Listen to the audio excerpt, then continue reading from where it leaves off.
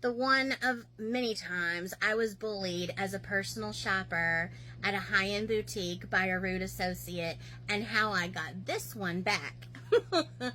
So I went to Charlotte, North Carolina to a very high-end boutique, and this store was known for only carrying sizes 00 to like an 8, possibly a 10 sometimes. And I walked into the door, and keep in mind, I'm like almost 300 pounds at this time. I walk in the door, and I'm immediately greeted by this associate with a disgusted look on her face that I have never met before, and I had done plenty of business at this boutique before for my clients. And this associate walks up to me and reaches her hand out to me to shake it. I, of course, reach my hand out to shake hers. She lays her other hand on top of mine, comes closer to my face, and loudly whispers, "Honey, I don't think you're in the right store, because we only carry size 00 to an 8 and sometimes a 10 for the hefty girls." I was like, all right, B, in my head, I got you. I'm going to get your effing butt. So I was like, oh my goodness, I shop here all the time. And the look on her face was just like, yeah, right. You dreaming, And I immediately look to my right, and I see a sweater, just a random sweater. And I'm like, oh, I love that sweater. I want to try that on. Look at those jeans with that cute stud work. Oh my gosh, gonna have to try those on too. Her face was priceless. I walk over to that area, and I grab those 2 items. I think the sweater was a medium and a small medium, and the jeans were like a 6, She looks at me, and she's like, oh, well, those are really pretty items, and that'd make a gorgeous outfit. I'm like, I know, right? Can you open me a dressing room? She just looked in fear like, oh my God, if I don't do this, I might lose my job. If I do this, she's going to tear the clothes, and I might lose my job. What am I supposed to do? But she did it.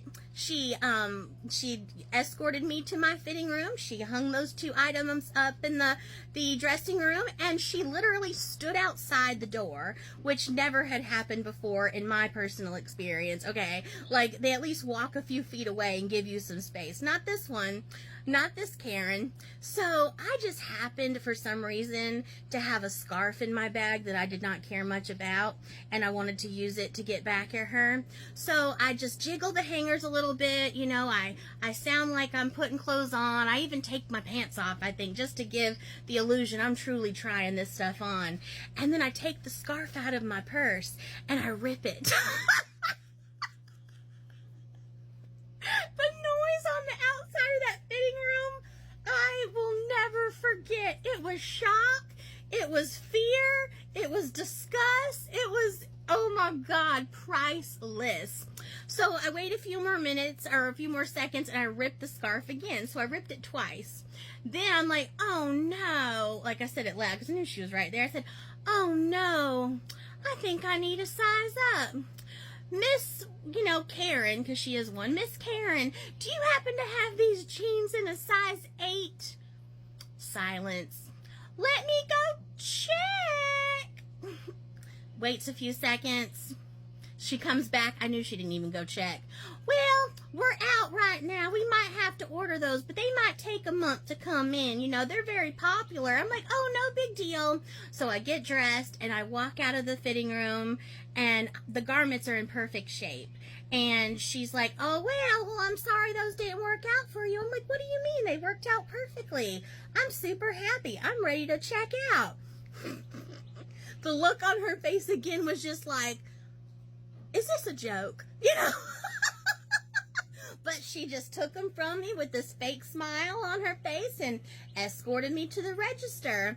She asked me for my information, which is very normal, especially in high-end boutiques. I gave it to her. And she's like, well, I bet we don't have you in our system. And then I come up. And she was like, oh, well, you've been here quite a few times. I was like, yeah, I've picked up quite a few things here. Sometimes I usually call in advance and y'all have things ready for me. And she started looking. You could tell she was like reading every description of every order I ever placed.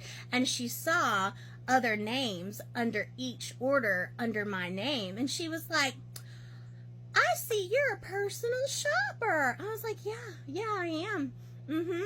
However, I want you to stop doing what you're doing and cancel that transaction. And I'm just going to wait for that associate right over there to help me, because she has always treated me like gold from day one. Even before she knew I was a personal shopper, she treated me like a human being, and you have not. And I do not appreciate it. And I hope this is a lesson to you. And, so goodbye. And she just looked at me, I'm so sorry, honey. I had no idea. I'm like, let this be a lesson to you, not to judge a book by its cover and not to treat people like shiitake. Yep. So I just waited while that associate, the other associate, was done with her client that she was with, and she came over and just started talking like we were best friends. I spent, I kid you not, like $9,000 in there for a client. I was bringing all this stuff to her house to try on, and of course I'd return what she didn't want, which was rare and very little returns. So those associates that treated me good made damn good commission with me, and that bee missed out. But I hope she learned a lesson. Yep, that happened.